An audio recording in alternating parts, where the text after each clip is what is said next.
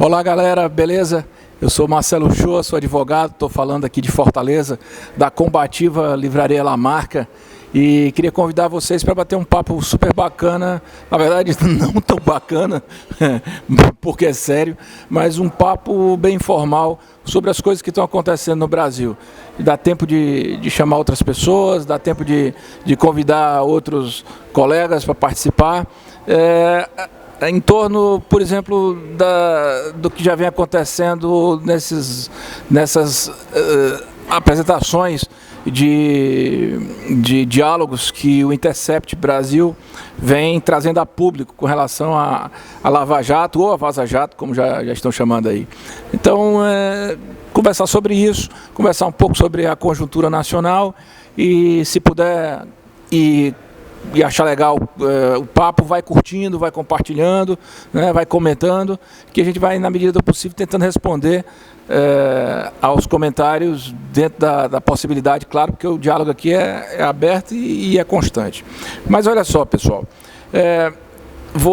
o que está acontecendo agora com as denúncias que vêm sendo apresentadas pelo The Intercept Brasil, eu devo dizer para vocês que não me surpreende.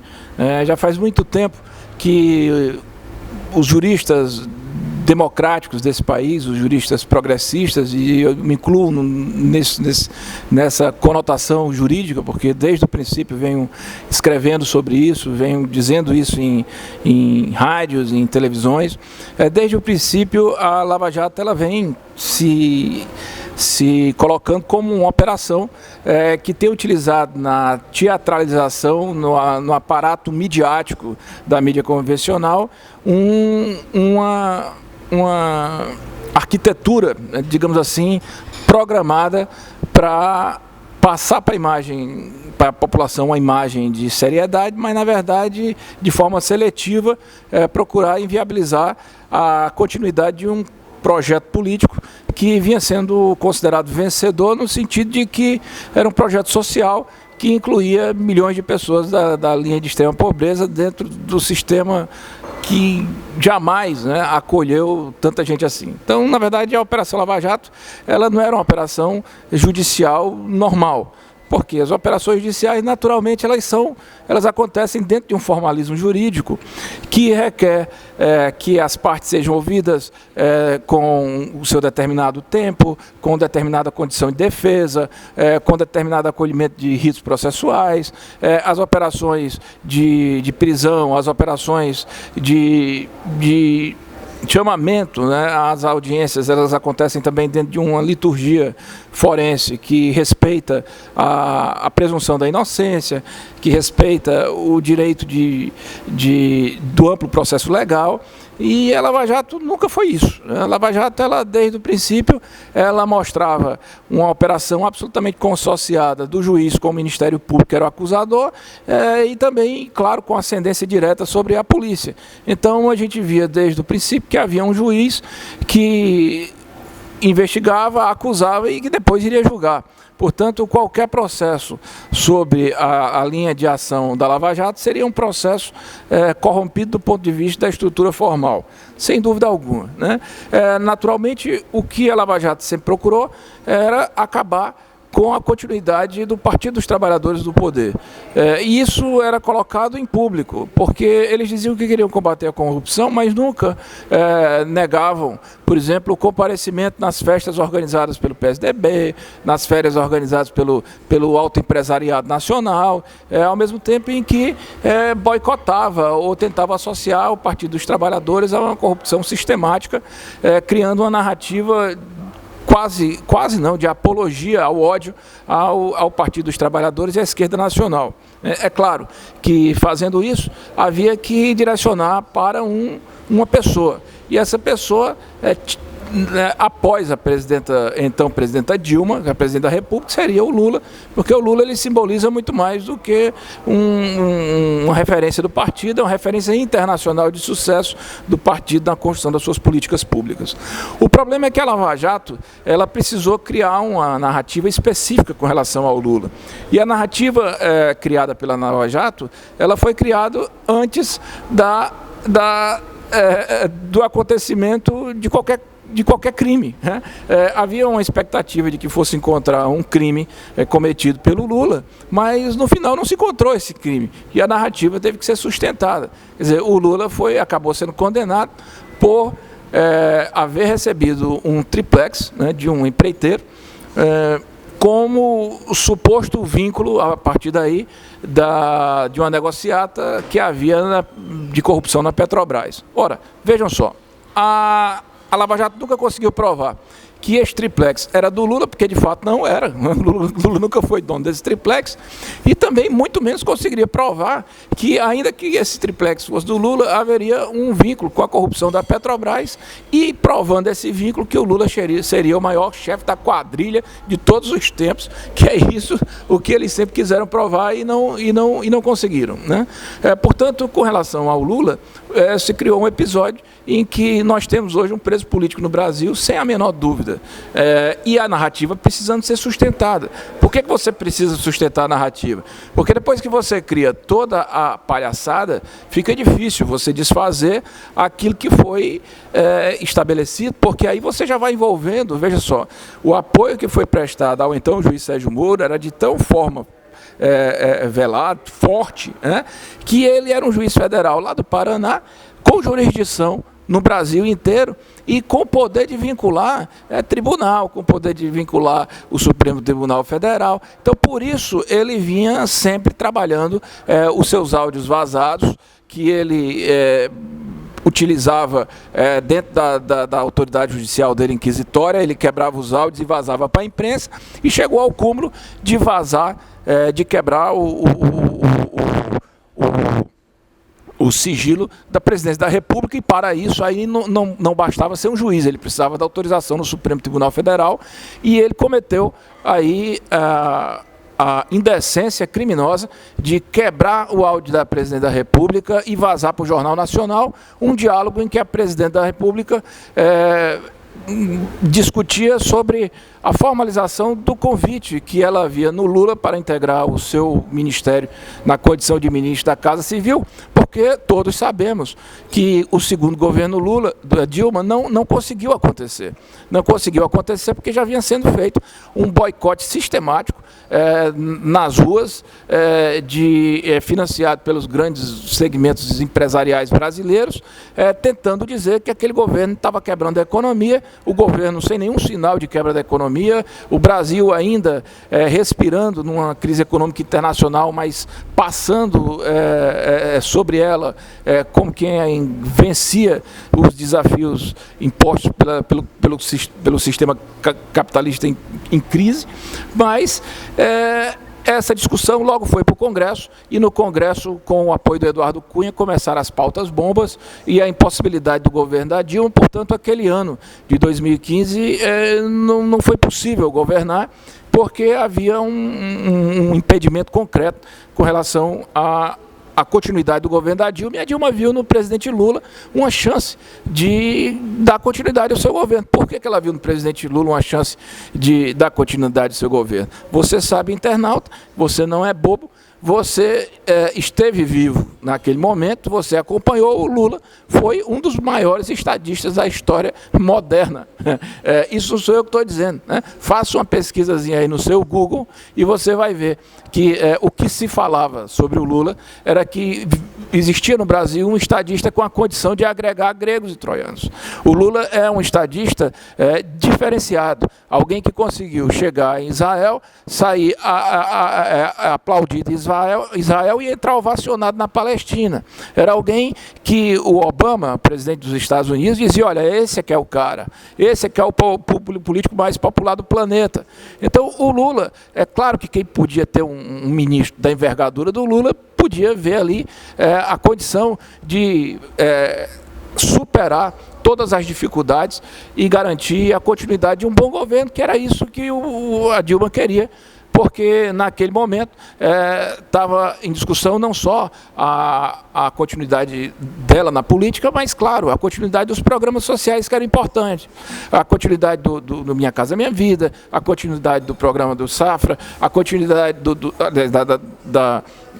Banco Safra, a continuidade do FIES, a continuidade do PAC, a continuidade do Bolsa Família, Minha Casa da Família, já falei, dos Mais Médicos. Então, assim, a continuidade do governo da Dilma significava a continuidade de todos esses programas de inclusão. E, claro, também uma continuidade da garantia de que pautas importantes seriam alimentadas por mais tempo. Por exemplo, a discussão sobre a memória, justiça, verdade, a discussão sobre o empoderamento da mulher, sobre o feminismo, sobre a necessária inclusão das pessoas com deficiência, sobre o enfrentamento ao racismo histórico que existe nesse país, das mais diversas vulnerabilidades que são invisibilizadas e que o Estado via naquele momento uma condição efetiva de provocar o encaminhamento dessas discussões. Mas, lamentavelmente, é por força dessa decisão do Moro, que foi levantada diretamente no Jornal Nacional, da quebra do áudio da Dilma sem autorização do Supremo com o Lula, foi para o Jornal Nacional como se estivesse fazendo uma grande negociata. E a partir daí houve aquela que se chamam, turbinou-se o processo de impeachment, que foi uma fraude completa. O processo de impeachment da Dilma foi baseado na história das pedaladas fiscais, que nada mais é do que uma antecipação bancária de um banco público para o pagamento de um programa, sendo que o Banco Central garantia depois o reembolso daquilo ali sem qualquer prejuízo para o erário. Essa era a justificativa de crime fiscal que a Dilma supostamente teria cometido, que era uma prática comum de todos os ex-governos, de todos os governadores, e inclusive assinada em medida provisória pelo seu próprio presidente na época, que depois se mostrou um golpista de marca maior, digamos assim, o Michel Temer. Se você está gostando, dá um like aí, compartilha, vamos para frente, porque a conversa ela é interessante. E a gente precisa fazer esse resgate histórico, porque esse resgate histórico ele está sendo revelado hoje pelo The Intercept, mas ele já vem sendo denunciado há algum tempo. E ele não era tão difícil de perceber. O que acontece é que havia uma mídia inteira dizendo que aquilo ali era uma invenção. Vejam só. A Dilma, ela atravessou um processo de impeachment fraudulento que foi apoiado por um sexismo terrível nas ruas. Eu não sei se vocês se lembram, mas eu me lembro. Havia adesivos da Presidente da República de pernas abertas para ser colocado em cima da entrada da bomba de gasolina dos carros. Era capa de revista toda semana. Dilma ou Lula. Era matéria na rádio no país inteiro. Em todas as programações, eu acho que a Globo falava mais da corrupção petista e da incompetência da Dilma do que qualquer outro assunto. Claro que havia por interesse aí tirar uma mulher da presidência da República. Eu estudei sobre feminismo, eu escrevi um dos meus livros, foi sobre a discussão da mulher no mercado de trabalho no Brasil. E uma coisa que eu venho notando nos últimos anos é que, ao mesmo tempo que vem crescendo o interesse do público feminino pelo conhecimento das suas próprias pautas, alguns livros que falam sobre mulheres importantes da história do Brasil para o empoderamento feminino não citam a Dilma. Não citam a Dilma, com medo talvez de não vender o livro, como se o fato da presidenta Dilma pelo fato dela ter sido presidente, primeira presidenta mulher, isso por si só não fosse importante. Sem falar na história de luta dela pelo feminismo, de ter colocado o maior número de ministras feministas, de mulheres na história da República Brasileira, de ter enfrentado a ditadura militar. Então havia uma aversão à Dilma também pelo fato de ser mulher. E o golpe se consumou. Quando aconteceu o recebimento do golpe lá na Câmara dos Deputados, vocês se lembram, eu também me lembro, votaram. Uns votaram pelo meu filho, pelo meu neto, pela minha mãe, pela polícia militar não sei de onde, pelo povo de Israel, por isso, por aquilo, até por torturador, já condenado e já denunciado pelo Estado brasileiro como não só como um lesa-pátria, mas alguém que praticava serviço e tortura, que era o Ustra. Até a isso foi admitido aquilo. Naquele momento, eu escrevi um texto dizendo assim: impeachment e resistência.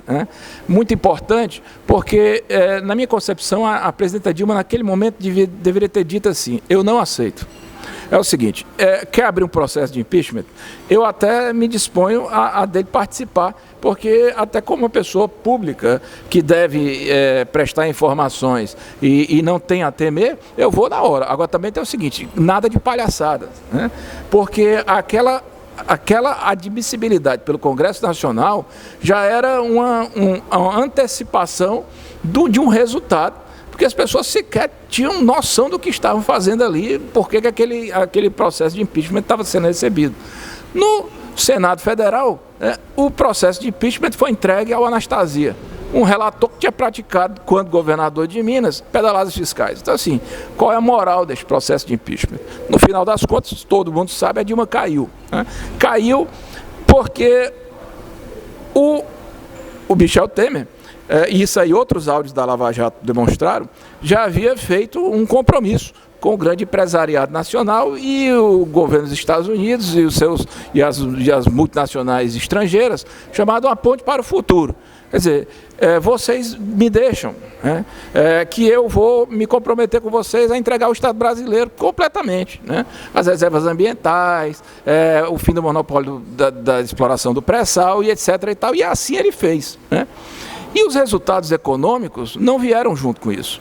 Porque, claro, a única coisa que aconteceu é que o Brasil foi entregando a sua estratégia para o estrangeiro, mas o desemprego aumentando, porque a recessão acontecendo, as empresas iam quebrando. Nessa altura do campeonato, a Lava Jato, para tentar pegar o Lula, ela ia mostrando outros, um rastro de sujeira, de corrupção em todos os partidos.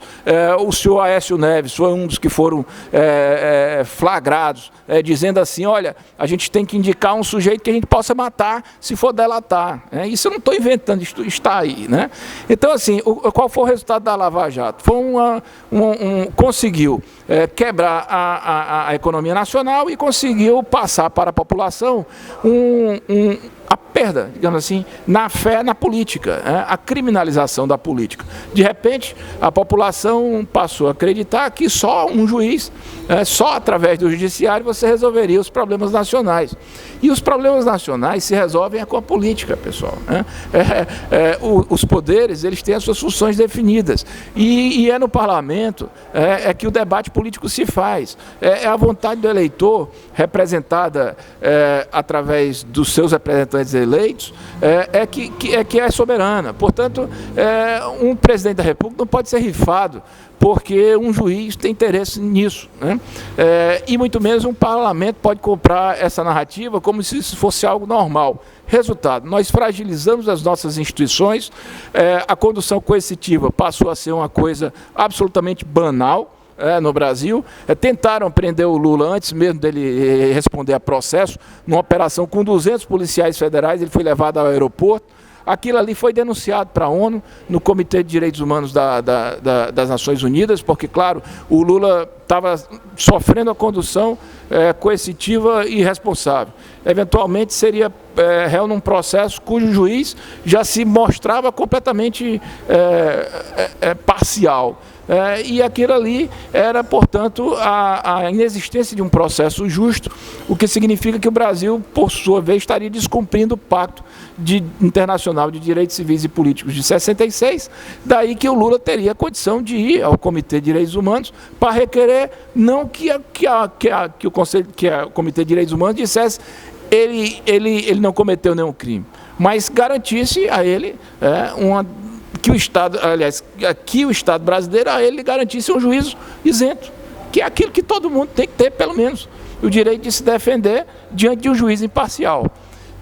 Bom, as consequências disso vocês já sabem, A criminalização da política redundou também numa polarização, na alimentação de um discurso de ódio e numa suposta, digamos assim,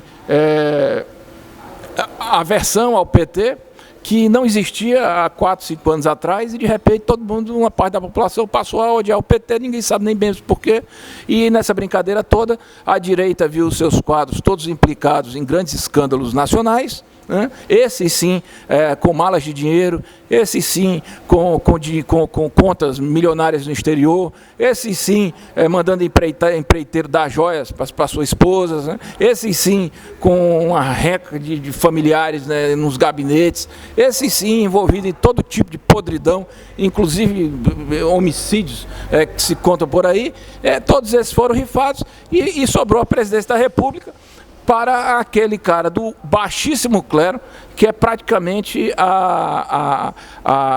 digamos assim, ele é a personificação da não política, porque eu acho que você tem esquerda, centro e direita e algo além disso. O atual presidente está além disso, né? É aquele camarada que ele vive da política, a vida toda escorado na política, com a família toda dentro da política, mas dizendo que a política não presta, né? E a presidência da República caiu nas mãos desse sujeito, porque havia uma narrativa de ódio ao PT, mas claro que ele também utilizava dessa narrativa não de forma inocente, né? Há denúncias graves de que bancos e bancos de geração de WhatsApp com fake news iam proliferando, divulgando essa marmota toda que se cuidou no Brasil, e o filho dele, que é deputado, teve com o Steve Bannon, que é o grande responsável pela criação dessas estratégias de deterioração da democracia através da disseminação de fake news, que para mim é crime, né? Tanto a fake news, que é deliberadamente uma verdade, ou uma história contada pela metade, que é uma pós-verdade, ela sendo maliciosamente tratada com a intenção de dar um torpor, de enganar, de falsear, de fazer com que o eleitor passe a pensar de uma maneira e pense na outra, tudo isso para mim é crime, tudo isso para mim é um disparate contra a democracia.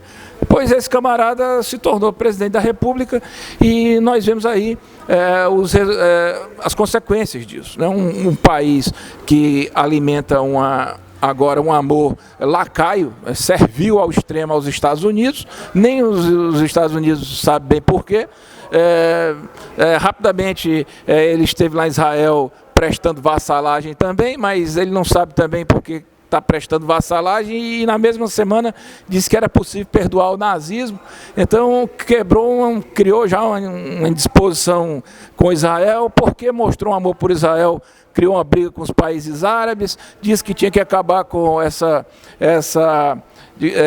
presença chinesa, essa invasão chinesa no Ocidente. Então, quer dizer, se indispôs com a China, e agora nessa recente viagem do G20 já comprou uma discussão com o Macron na França, com a Angela Merkel na Argentina, porque o Brasil, nessa altura do campeonato, virou campeão do mundo em liberação de agrotóxicos, porque é uma das pautas do novo governo, que está todo consorciado com esses interesses multinacionais, internacionais e estrangeiros. Então o Brasil hoje vende um alimento que é considerado por muitos países um veneno puro, e está sendo fortemente cobrado por isso internacionalmente, e o nosso presidente está achando isso muito normal. Aumentando o número do desflorestamento, a depredação da Amazônia, o índice de desemprego só aumentando, porque efetivamente é um governo que compra crise atrás de crise, e porque compra crise atrás de crise, é um governo que não funciona, né? Se você está curtindo aí, vai dando like e vai compartilhando essa conversa, que ela é importante. É crise atrás de crise. Toda semana o filho do presidente se mete, toda semana você vê não sei o que do miliciano que é vizinho do presidente, ou o miliciano que o filho namorava com a filha do presidente, ou o miliciano que foi homenageado pelo filho do presidente, homenageado pelo presidente, e é uma conversa para cá, uma conversa para lá. Um ministro da Educação que diz que o brasileiro gosta de roubar no exterior, depois um outro ministro da Educação que aparece de guarda-chuva fazendo palhaçada na internet, aparece o ministro das Relações Exteriores falando besteira aqui, um outro da Saúde que é contra o SUS, falando que tem que entregar para a iniciativa privada. Quer dizer, nós temos um Ministério da Educação que é contra a educação, um da Saúde que é contra a saúde, o das Relações Exteriores que é contra o Brasil, e por fim ninguém sabe mais o que acontece, são muitas crises, e a última, inacreditável, é o Brasil chegar com seu presidente na reunião do G20 e no avião dá 39 quilos de cocaína. Aí, meus amigos e minhas amigas, eu vou dizer uma coisa, é de lamentar, porque você não pode dizer que o presidente está diretamente envolvido a isso, né? Você não pode ser leviano de dizer um negócio desse. E também não pode afirmar que o presidente tinha uma amizade com o tal do sargento, que, por sinal, colocaram a culpa no rapaz, embora várias fotos, né, desse sargento tenha apoiado na campanha, e etc. e tal. Mas o fato é o seguinte, mesmo que não tenha nada a ver, nem do presidente com a cocaína, nem do presidente com o sargento, embora o sargento tenha apoiado o presidente, e o sargento tenha tirado fotos com os filhos do presidente, com o presidente, o fato é o seguinte, é que não foi tomada uma medida adequada. Ora, veja só, não está mais em jogo a imagem desse cidadão como chefe de Estado brasileiro, que essa imagem já está prejudicada. O que está em jogo é a imagem do Brasil, pessoal. Vejam só como é que chegou o presidente da República no G20. Esse fato, o presidente da República era para ter mostrado uma indignação no seguinte sentido: cancelava a ida ao G20, voltava ao Brasil e tomava providência cabível, demitia ministro da Defesa, demitia ministro da Segurança Institucional. É um fato absolutamente imperdoável. Eu me lembro, porque eu era criança, aí talvez você que está assistindo aqui não se lembre disso, porque nem todo mundo tem a minha idade, eu tenho 44, eu me lembro um belo dia, um cara que saiu da Alemanha, num aviãozinho, ele resolveu entrar e cortar o espaço aéreo russo e parou lá na Praça do Kremlin. Foi a coisa mais linda do mundo. Ele chegou no monomotor, parou, deu foto, passou uns 10 anos preso, mas ele queria chamar atenção, chamou. Mas caiu o Ministério da Defesa, o Ministério das Forças Armadas, o cara da Aeronáutica. Não se admite que 39 quilos de cocaína seja encontrado dentro do avião que estava escoltando o presidente da República e a culpa fique no sargento. E a turma diga assim, não, isso é normal. O sargento viajava com presidentes anteriores. Olha, primeiro, ele não viajava da forma como acontecia. E segundo é o seguinte, há um fato concreto. Se ele viajava ou não, o fato é que a cocaína foi descoberta foi agora. E não foi pela polícia brasileira, não, foi pela polícia espanhola. Então o presidente da República tem que ter, de fato, mostrar uma indignação. Eu, como brasileiro, eu fico indignado, porque é o meu país. Esse país que eu vivo, esse país que você vive, esse país que você vai entregar para os seus filhos, esse país que uma vez quando eu estava lá, tendo aula de Direitos Humanos, lá na Universidade de Salamanca, o professor Manuel Pérez Bermejo disse assim, o mundo está entre duas vias, entre uma maquedonização ou uma brasilização.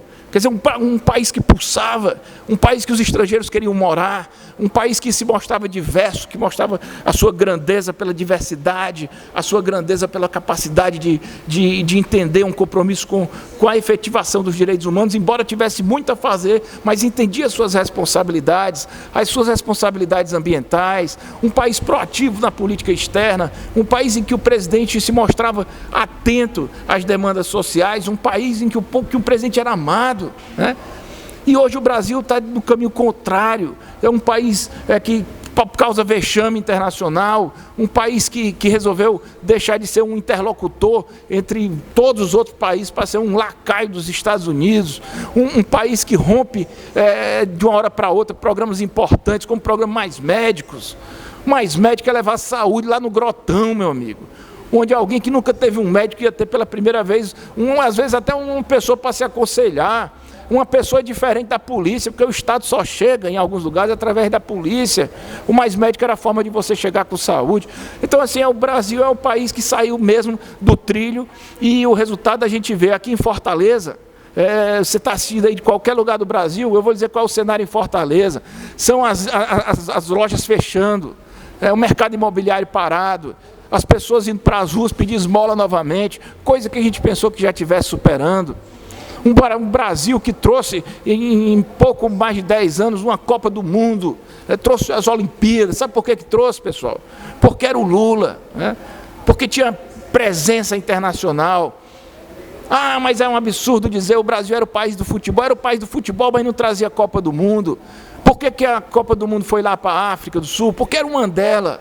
Então vamos deixar de ser leviano. Da mesma maneira foi as Olimpíadas, o Rio estava bombando, a indústria naval reaquecida, a coisa acontecendo, conseguiram destruir tudo. Esse é o resultado da Lava Jato. É uma operação que, sob a discussão de acabar com a corrupção, arruinou a economia nacional, arruinou o direito nacional, porque ninguém sabe mais como agir. Agora o Supremo Tribunal Federal está percebendo que passou do limite, né? Agora há movimentos das universidades mostrando que de fato há excesso. Mas naquele momento houve uma permissividade com esse tipo de coisa, e agora, nesse momento, também juntar os cacos disso é muito mais difícil. O Brasil hoje é dependente de uma agricultura da balança comercial que exporta agrotóxicos. Você desfazer isso, rapaz, isso é Lava Jato. Agora, quais são as opções políticas que nós temos? É isto que está aí, que eu não digo nem o nome, é este cenário, ou este próprio juiz? Pois está aí o The Intercept, né? Demonstrando o que é que esse juiz fez. Isso aí é o The Intercept mostrando que o juiz fazia um conluio direto com o Ministério Público para acusar, mas não só acusar, dizer como é que julga, dizer como é que se coloca na audiência, como é que se reúne provas, como é que se cria um suposto fato criminoso, como é que se cria uma narrativa e depois julgar aquilo ali, né? É por isso, pessoal, que o Lula foi condenado.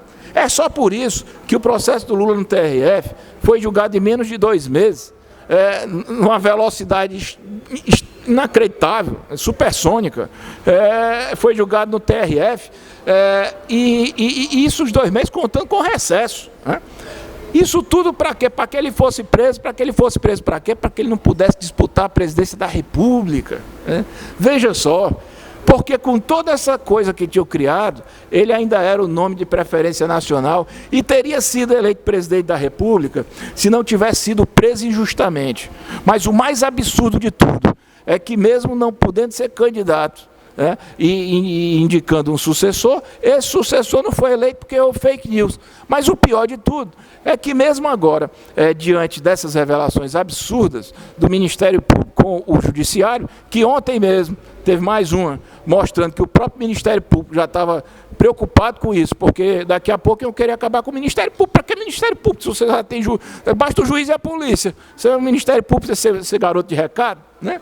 Não é isso que transformaram o Ministério Público, porque se é para fazer tudo o que esse juiz quer, não precisa do Ministério Público, basta o juiz fazer e a polícia e pronto. Pois bem, mesmo diante disso tudo, o Lula ainda está preso.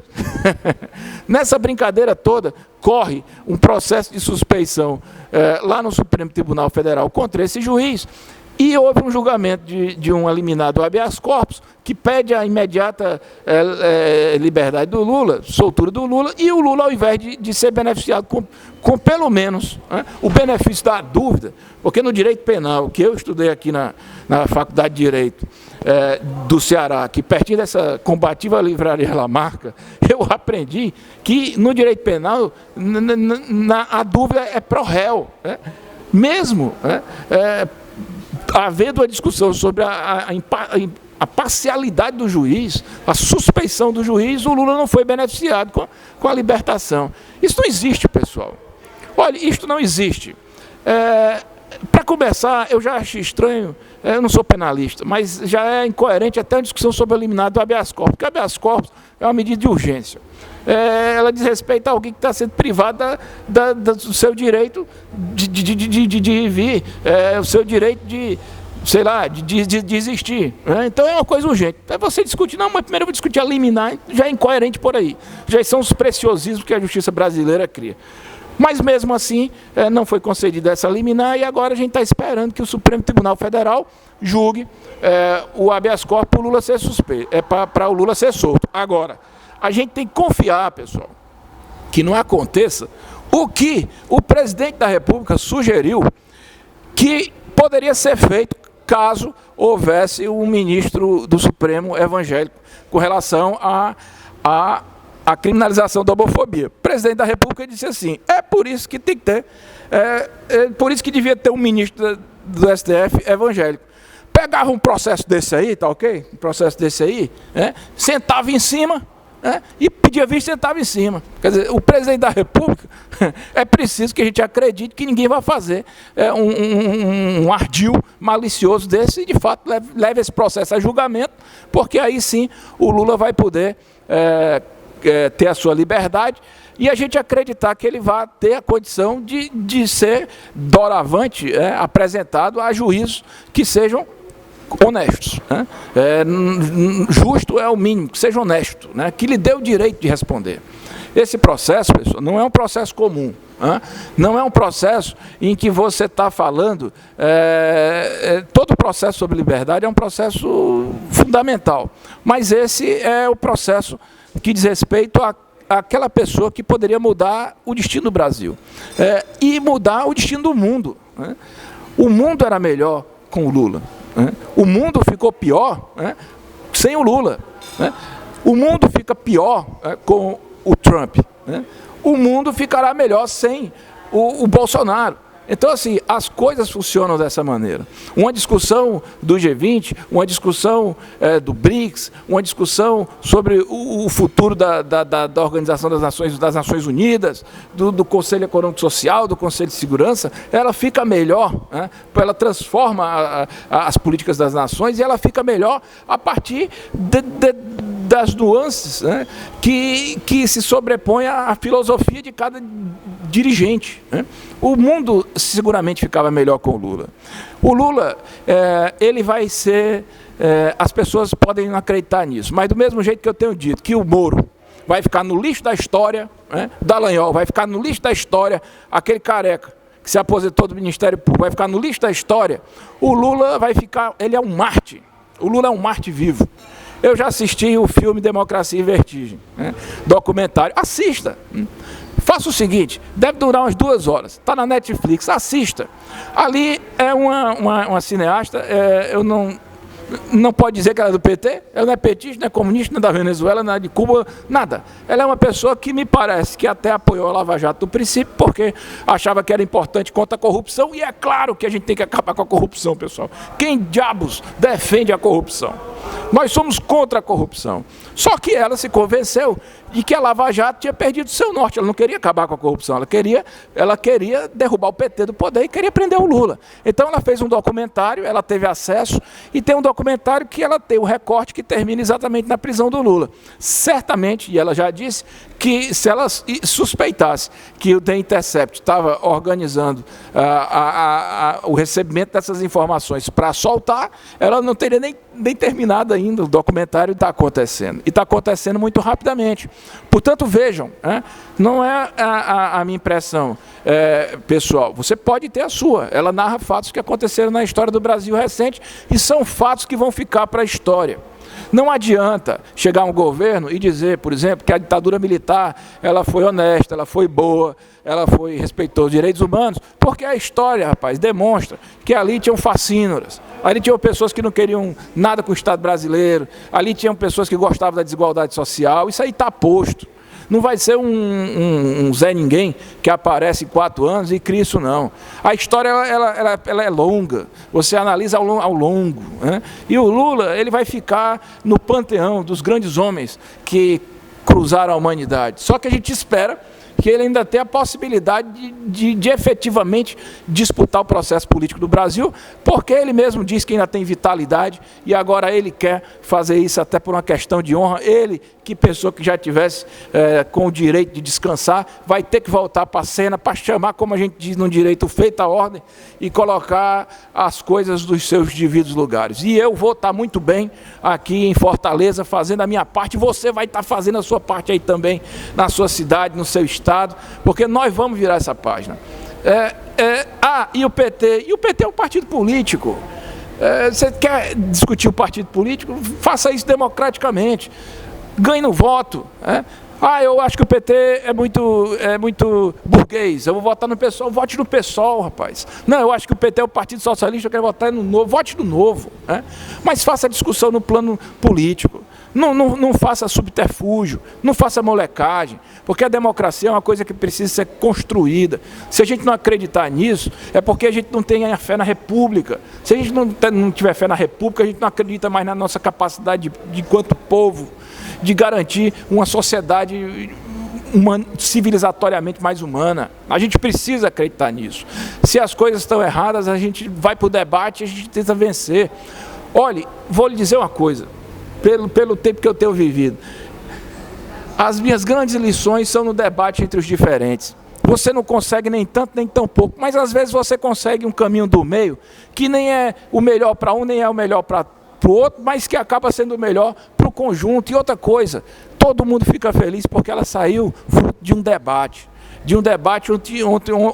Em que pessoas puseram suas opiniões e se convenceram de que aquela definição era a mais adequada, se não a melhor, mas pelo menos a mais adequada. Isto é que é política, isso é que é a beleza da política. A política não é feia, né? A política ela é bonita, né? Agora, se você quiser fazer política no judiciário, aí está errado. Aí você está com a vocação errada. Por quê? Porque no judiciário você tem que buscar estabelecer a justiça através da aplicação do direito. O Moro, por exemplo, se ele queria ser político, ele devia ter se candidatado a vereador, a deputado, ou sido assessor, ou ter sido chefe da Casa Civil. Não precisava ter sido juiz para criar uma narrativa, para criar essa confusão todinha e acabar no Ministério da Justiça sendo político, né? Porque o que é que o Moro fez? O Moro criou essa confusão todinha porque queria ser político. O Moro quer ser presidente do Brasil, pessoal. Só que não será. Então está desesperado, né? Não contava que o povo brasileiro fosse mudar de opinião, mudaria, e agora acho que vai ter uma mudança ainda mais rápida, porque o The Intercept não está brincando. O The Intercept é de uma seriedade tão grande que eles dizem assim, não, tudo é mentira no The Intercept. Aí eles dizem, pois então apresente aí o celular. Né? Você está dizendo que eu estou falando, que a notícia que eu estou mostrando é mentirosa? Né? Você está dizendo que a minha conversa é mentirosa? Pois mostra aí, está aí no seu celular. Aí o cara não mostra, sabe por que não mostra? Porque está lá. Porque se não tivesse nada, era o primeiro exemplo. Pode olhar, está aqui aberto meu sigilo de telefone, bancário, fiscal. Faça a investigação que você tiver. Quem não deve não teme, meu amigo. Ou minha amiga, né? Então, esse é o lance do Intercept. Aí você diz, não, aí foi um hacker. Que hacker, rapaz? Que história de hacker? E se tivesse sido alguém lá de dentro que ficou estupefato mesmo com o nível em que chegaram as coisas e resolveu passar as informações? O Snowden era um cara da Agência Nacional de Segurança dos Estados Unidos. Ele era o cara que controlava todo esse serviço de informação. E aí ele chegou e disse, não, é preciso que o mundo fique sabendo que existe um sistema nos Estados Unidos que é capaz de acompanhar a vida de todas as pessoas, e não me conformo com isso. E ele mesmo foi a fonte que mostrou. Então, não é necessariamente um hacker no sentido de um marginal que não sei o quê. Não, por acaso o Snowden era um hacker mesmo. Ele era um hacker pago pelo governo dos Estados Unidos para fazer estratégia de defesa e estratégia de ataque também, porque vocês sabem que a discussão cibernética, ela hoje no mundo ela acontece, né? Não é por nada que é o Steve Bannon que está bancando essa história de espalhar fake news, de criar memes, já em públicos que ele pega já definidos no Facebook. Então, assim, mas não nesse sentido. Pode ser alguém do sistema que ficou indignado com isso, né? E se tivesse sido hacker, pouco importa. O que importa são as informações, né? E aí, se essas informações não forem corretas, eles que expliquem como elas não são. Porque, pelo menos, se a gente for analisar pelo ponto de vista lógico do processo, elas casam bem direitinho, viu? Não há a menor dúvida de que essas informações, elas se correlacionam com os fatos e com a rotina de todos esses processos. Desde antes da época do impeachment, durante o processo do Lula e até depois, né? Você vê que essa última agora, são os promotores já discutindo, os procuradores, é um absurdo o Moro ter ido para o Ministério da Justiça, é um absurdo a mulher do Moro estar falando em rede social, quer dizer, nós vamos ser acusados de ter sido responsáveis por ter entregue o país ao que há de mais reacionário. Vão ser sim, né? Vão ser sim, porque você também peca na omissão. Eu pago, meu amigo, todo dia por ter uma posição política definida. O meu história de advocacia, eu sinto a dificuldade que é você chegar e dizer o seguinte, olha, isto é um golpe, contra a onda, a onda toda. Na faculdade, no curso de Direito, você tem que dizer, olha, esse cara está deturpando o processo. Quando vem a onda contra você, você tem que segurar. E essas pessoas que se omitem vão pagar o preço sim. Uma pena que não paguem só, que levem a gente para pagar também, porque nós aqui não temos culpa desse tipo de coisa. Então, galera, se vocês estão curtindo o papo, compartilha aí, bota aí, chama outras pessoas, bota o like, tem negócio do like aí que o povo vai gostando, e vamos para frente, vamos discutindo, tem muito tempo, muita conversa para ser feita, eu nem sei bem sobre o que falar, porque cada dia é uma coisa diferente. Então, também queria dizer para vocês que toda quinta-feira eu participo como comentarista de um programa na TV, na Web TV Atitude Popular, na Democracia Participativa, nessa Facebook. Eu tenho meu Facebook, que é o Marcelo Shoa. Eu abri um canal no YouTube que não tem ninguém, porque eu não sabia que negócio de YouTube era importante, mas agora eu estou sabendo, por isso que eu estou aqui. Então entre lá, professor Marcelo Shoa, porque já tem outro Marcelo Shoa, mas vai procurando aí que você me encontra, meu amigo. Você encontrar um cabo do direito internacional, vestido de goiabeira, conversando do jeito que eu estou conversando, esse sou eu. Esse sou eu digo as coisas com segurança, eu não digo as coisas com medo, eu não tenho medo desses caras, eu não tenho medo de dizer a verdade. E o que eu estou reproduzindo aqui não sou eu que estou inventando, são fatos públicos. Quando eu digo que o presidente da República chegou no seu avião, um avião da comitiva, 39 quilos de cocaína lá na reunião do G20, isso é o que eu estou dizendo, não. Está no The New York Times, está no Le Monde, está no El País, está no Washington Post, no The Guardian, no The Time, nos maiores países do mundo. Eu vi em jornal japonês, eu vi em chinês, eu vi em jornal escrito em árabe, tudo que é língua, russo. Rapaz, isso é um escândalo. O Brasil era vendido positivamente até 5 anos atrás. O Brasil era vendido como o país que ia fazer as Olimpíadas, que mostrava a diversidade. O Museu do Mar, que mostrava a importância do Museu do Rio de Janeiro do futuro, sei o quê, do respeito ao meio ambiente. Era assim que o Brasil era vendido, e agora o Brasil está sendo vendido desse modo. Lamentável, mas nós vamos mudar isso aí, pessoal. Sabe como? Dessa forma. Não é espalhando fake news, não, mas é fazendo o debate pelos mesmos canais que eles fazem. A gente sabe que as mídias sociais, elas são poderosas, e nós não vamos abrir mão desse palco de discussão. Aliás, a mídia convencional também teve uma grande lição. Vou aqui aproveitar para dizer qual foi a lição da mídia convencional, da senhora TV Globo, da Folha de São Paulo, do Estadão, que criar fake news legitima que todo mundo faça a proliferação de fake news. Essa história de toda semana estar botando a Dilma e o Lula numa capa de revista, dizendo que o triplex tinha piscina, tinha não sei o quê, coisas que são montadas para enganar as pessoas, eles mesmos perderam o debate pelas mídias sociais, que as mídias sociais não precisam deles. Se é para falar mentira, então vamos falar abertamente. É exatamente a anti-imprensa, pessoal. Então, a mídia convencional, a minha esperança é que tenha aprendido duramente que o jornalismo honesto, ele tem que ter minimamente o respeito com relação ao fato, e uma uma opinião isenta não é aquela que você gosta de dar, é aquela que você acredita ser a correta, com base nas coisas que se veem de forma plausível. Você não pode sair apontando só porque você quer derrubar um partido político, uma coisa ou não. É como eu estou dizendo, eu não posso dizer que o presidente está levando, é dele 39 quilos de cocaína, não posso dizer isso. Mas é um fato que tinha 39 quilos de cocaína na droga do segundo avião que fazia a comitiva do presidente, e o presidente também não derrubou nenhum ministro ainda por causa disso. E isso aí é um absurdo, isso aí nós vamos denunciar. Se a imprensa não age de forma diligente, é como se eu, na minha atividade advocatícia, tivesse também agindo de má fé, tivesse criando uma mentira, em vez de ajudando a elaboração da justiça, estivesse tumultuando. Ou um juiz, ao invés de estar julgando, tivesse, como disse o presidente, que poderia fazer um ministro evangélico com a matéria da criminalização da homofobia, sentar em cima do processo. Porque isto é anti-justiça, pessoal, isso não se faz. Sabe como é o nome disso? Isso é corrupção de valores. Né? Então vamos fazer o seguinte, quer acabar com a corrupção? Vamos acabar com a corrupção da troca do dinheiro, ou da troca do cargo, ou da troca disso, daquilo, e dos valores. Né? Porque não adianta você chegar e falar blá, blá, blá, blá, blá, blá, blá, e ser, na verdade, na sua prática, o contrário do que você é. Como é que um presidente, eu mesmo já vi, esse cidadão dizendo o seguinte, acabou a entrevista, e se vira e vai embora. Rapaz, você tem uma responsabilidade, trate as pessoas pelo menos com... Meu amigo, seja pelo menos educado. Você não quer enfrentar uma entrevista, você não enfrenta, mas se você for, você só quer ser elogiado. Rapaz, que história é essa, rapaz? Se não está preparado para a dimensão desse cargo, passa para o próximo, meu compadre. Mas não faça um negócio desse. Não são moleques, são profissionais. E são profissionais, não são só os que estão trabalhando ali, não, são os que estão assistindo.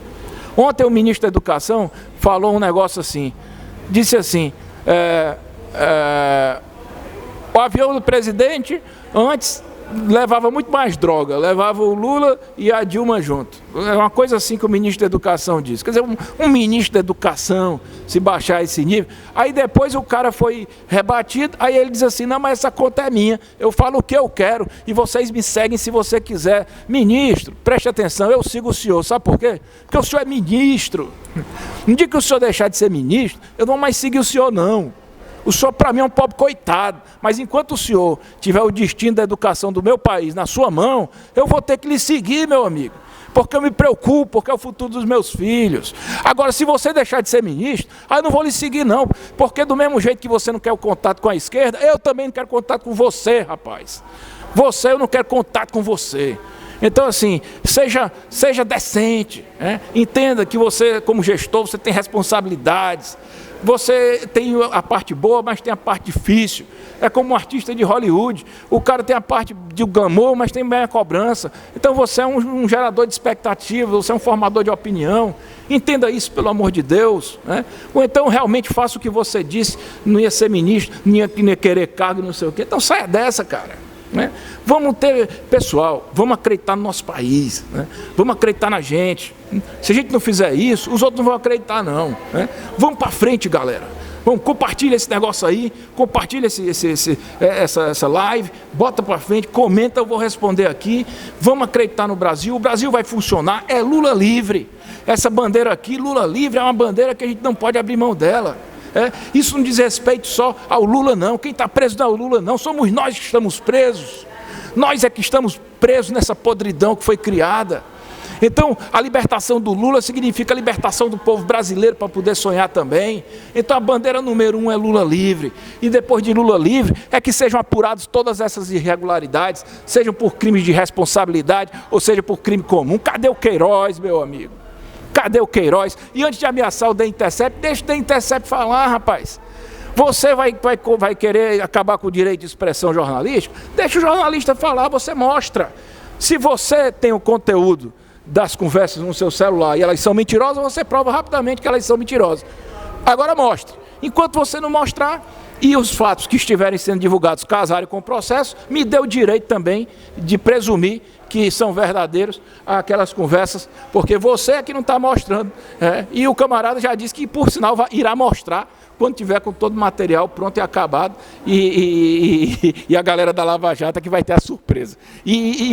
Obrigado ao Glenn Greenwald por esse serviço ao Brasil, serviço ao mundo, ao The Intercept Brasil e a todas as mídias que fazem a divulgação e a publicitação desses nossos debates. Galera, um abraço. Marcelo Shoa, Facebook, Marcelo Shoa, aquele tracinho embaixo, no Twitter e no Instagram, e no YouTube também, botando professor Marcelo Shoa, me acha.